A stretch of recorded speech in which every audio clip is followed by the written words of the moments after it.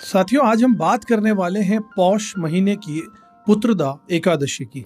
एक ऐसी एकादशी जो सिर्फ एक व्रत नहीं है बल्कि एक आशा है, एक प्रार्थना है और उन दंपतियों के लिए एक भावनात्मक सहारा भी है जिनके जीवन में संतान का सुख अब तक नहीं आ पाया। साथियों, ये एकादशी पौष महीने के शुक्ल पक्ष में आती है।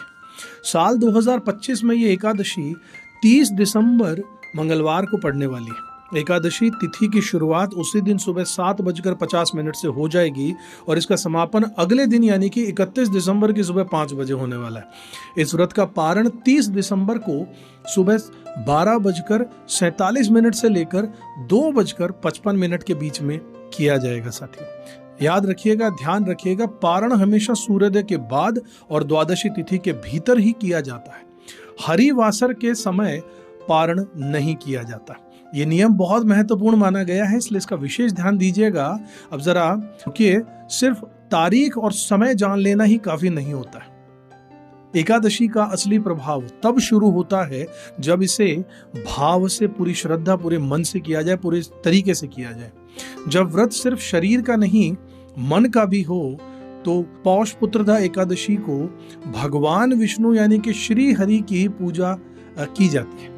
शास्त्रों में कहा गया है कि जितने भी व्रत हैं उनमें पुत्रदा एकादशी जैसा फल देने वाला व्रत दूसरा है ही नहीं। ये व्रत तप, बुद्धि, सौभाग्य और संतान सुख देने वाला माना गया है। अब मैं आपको इसकी कथा सुनाता हूं। साथियों, ये सिर्फ कहानी नहीं है, ये विश्वास की एक परीक्षा है।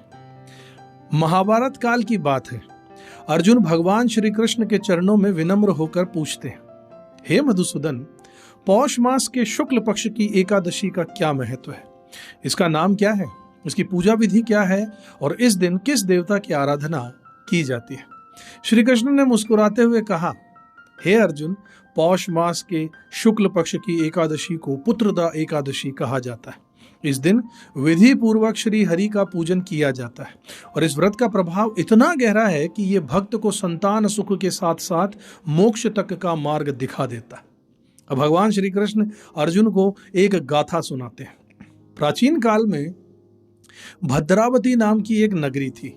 वहां पर सुक्रतुमान नाम के राजा राज्य किया करते थे। उनके पास सब कुछ था, धन था, वैभव था, सेना थी, लेकिन एक चीज नहीं थी, संतान। उनकी पत्नी का नाम शैव्या था। कई वर्ष बीत गए लेकिन उनके आंगन में किलकारी नहीं गूंजी। राजा के मन में एक ही चिंता दिन रात घूमती रही साथियों, कि मेरे बाद पिंडदान आखिर कौन करेगा, मेरे पूर्वजों का तर्पण कौन करेगा। ये चिंता उन्हें भीतर से ही खाए जा रही थी। यहां तक कि उनके पितृ भी व्याकुल थे। एक दिन ये पीड़ा इतनी ज्यादा बढ़ गई कि राजा के मन में आत्महत्या का विचार तक आ गया साथियों। लेकिन तुरंत उन्होंने उसे पाप समझकर वहां से अपना ध्यान हटा लिया। भारी मन से वो घोड़े पर सवार होकर जंगल की ओर निकल पड़े। व्याकुल था मन, करते क्या? जंगल में तरह तरह के दृश्य देखते रहे। हिरण, सिंह, हाथी, अपने परिवार के साथ मोर नाचते हुए। लेकिन ये सुंदरता भी उनके मन को, उदासी को जो मन में थी, उसे कम नहीं कर पाई। दोपहर हो चुकी थी, उन्हें प्यास लगी। तभी उन्हें कमलों से भरा एक शांत सरोवर दिखाई दिया। उसके किनारे कई ऋषियों के आश्रम भी थे। जैसे ही राजा वहां पर पहुंचे, उन्हें दाहिने अंग में स्फुरण हुआ, कंपन हुआ। यह एक शुभ संकेत था। फड़फड़ाया राइट साइड का पोर्शन, एक शुभ संकेत माना जाता है। तो उन्होंने इसको भांप लिया। उन्होंने घोड़े से उतरकर ऋषियों को प्रणाम किया। ऋषियों ने कहा कि हे राजन, हम आपसे प्रसन्न हैं, जो इच्छा हो कहकर मांग लीजिए। राजा ने विनम्रता से पूछा, आप कौन हैं और यहाँ क्यों ठहरे हैं? ऋषियों ने कहा, आज पौष पुत्रदा एकादशी है। ये वही एकादशी है जो संतान का वरदान देती है। 5 दिन बाद माघ का स्नान है, इसलिए हम यहाँ पर आए हैं। ये सुनते ही राजा की आंखों में आंसू आ गए। उन्होंने कहा, हे मुनियों, यदि आप प्रसन्न हो तो मुझे पुत्र का आशीर्वाद दे दीजिए।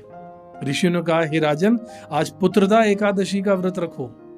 पूरे नियम और श्रद्धा से भगवान विष्णु की कृपा से तुम्हें अवश्य पुत्र की प्राप्ति होगी। राजा ने उसी दिन व्रत किया। द्वादशी के दिन विधि पूर्वक पारण किया। ऋषियों को प्रणाम करके नगर को लौट गए। और कुछ ही समय में रानी गर्भवती हुई। 9 महीने बाद एक तेजस्वी पुत्र को जन्म दिया। वो आगे चलकर एक महान धर्मप्रिय और प्रजा का पालन करने वाला राजा बना। भगवान श्री कृष्ण अर्जुन से कहते हैं कि हे पांडुनंदन, जो भी व्यक्ति पुत्र की कामना से इस एकादशी का व्रत करता है उसे योग्य और संस्कारी संतान की प्राप्ति अवश्य होती है। इस व्रत की कथा सुनने मात्र से भी पुण्य मिलता है और अंत में मोक्ष का मार्ग खुल जाता है। इस कथा का सार यही है साथियों कि संतान होना महत्वपूर्ण है, लेकिन उससे भी ज्यादा महत्वपूर्ण है योग्य संतान होना। कलयुग में अगर कोई सबसे सरल और प्रभावी उपाय है तो वो है पौष पुत्रदा एकादशी का श्रद्धा पूर्वक व्रत। अगर आप भी अपने जीवन में किसी अधूरी प्रार्थना को पूर्ण होते देखना चाहते हैं तो इस एकादशी को सिर्फ कैलेंडर की तारीख मत समझिए, इसे आस्था से जीना शुरू कीजिए साथियों। इस बार जरूर व्रत को कीजिएगा और अपनी कामना भगवान विष्णु के चरणों में रख दीजिएगा साथियों। पूरी भावना से इस व्रत को कीजिएगा। अगले वीडियो में एक बार फिर से मिलूंगा। अगर ये वीडियो पसंद आया तो इसे लाइक कीजिएगा, शेयर कीजिएगा और अपनी जन्म कुंडली का गहराई से विश्लेषण कराने के आप हमसे संपर्क भी कर सकते हैं। अगर आपने चैनल को अब तक सब्सक्राइब नहीं किया तो जरूर कर लीजिएगा, बेल आइकन प्रेस कर दीजिएगा साथियों। अगले वीडियो में एक बार फिर से आपसे मुलाकात करूंगा। तब तक खुश रहिएगा, अपना कर्म करते रहिएगा, ऊपर वाले में विश्वास जरूर रखिएगा। जय हरि, जय श्री विष्णु।